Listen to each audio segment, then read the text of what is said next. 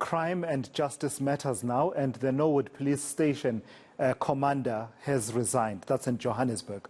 This after eNCA exposed the theft of firearms from the evidence room last year. A new station commander is set to be appointed next Friday, and the management team is expected to be reshuffled.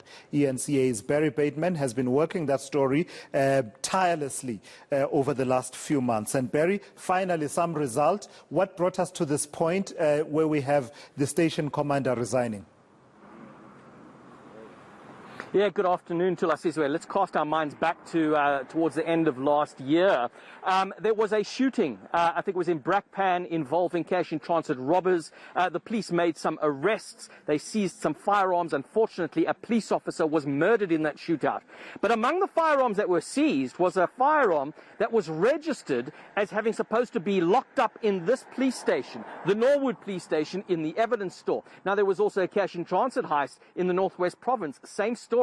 The police made arrests and they found a firearm that was supposed to be locked up here. That kicked off the investigation into the Norwood SAP 13 store.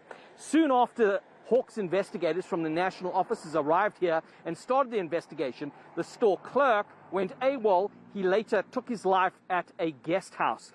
That was then the start of the investigation in earnest. What we revealed at the weekend was that a report has been compiled, the final audit of the store has been completed, and it's confirmed that 158 firearms are missing from the store. We're looking at R1, R4, 5, as well as AK-47s, restricted firearms. And if you just look at what happened last year, it appears that somebody has putting those firearms that are supposed to be here in the hands of criminals. Is it not, Barry? Because we usually talk about, we glibly just report that a number of firearms or ammunition has gone missing from a police facility, etc. The situation in KwaZulu-Natal a few months ago, but we never really, complete the circle and say, actually, those firearms are back in the hands of criminals. And this particular incident and this investigation has shown us the direct link between those firearms going missing there and them being used in other crimes. Full circle, you're quite right, and not just other crimes. I must stress, and this is perhaps the biggest tragedy of this, that a firearm that came out of this police station, allegedly from a police officer, ended up being used to murder another police officer. So, some of the most violent criminals in the country are being armed by corrupt police officers. Now, it's not unique to Norwood. We saw what happened in the Western Cape, in Cape Town in particular, with firearms being given to gangsters there. Well, this, and you speak to the experts or people within the firearm industries, they say that what's happening at Norwood is not isolated. It's certainly happening elsewhere. We just know about this because the police managed to seize those firearms that were found on crime scenes. So certainly a very disturbing development. But hopefully the Hawks, with that investigation they've completed, heads will eventually roll. Yeah. In terms of the latest developments, Barry, what can you tell us about the changes in station management? How wide-ranging are those changes? Yeah, well, what we've managed to confirm from provincial police management is that the station commander here has resigned. Now, I'm told that there are 2 other senior police officers who are going to be reshuffled. However, that has not been confirmed. But it comes all from the same source, and so far they've been pretty accurate. So there's a lot of information that's coming up, but it goes along with what we've seen from the SAPS, that they're going to be taking a tough line against police officers found to be on the wrong side of the law.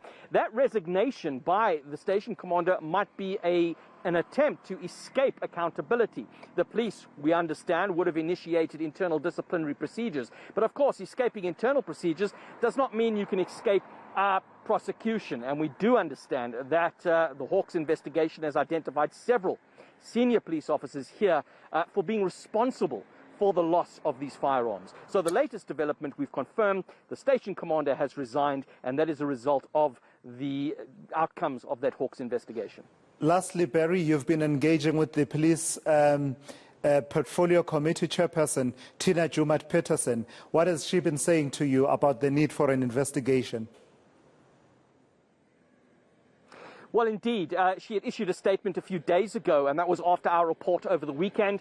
What she's saying is that there needs to be a broader investigation, not just at Norwood, but the general management of SAP 13 stores. I mean, we had Police Minister Becky Trele on our channel last year when I first broke the story, and the issue of the management of stores. Remember, SAP 13 stores is not just for firearm, it is for all evidence collected in crimes.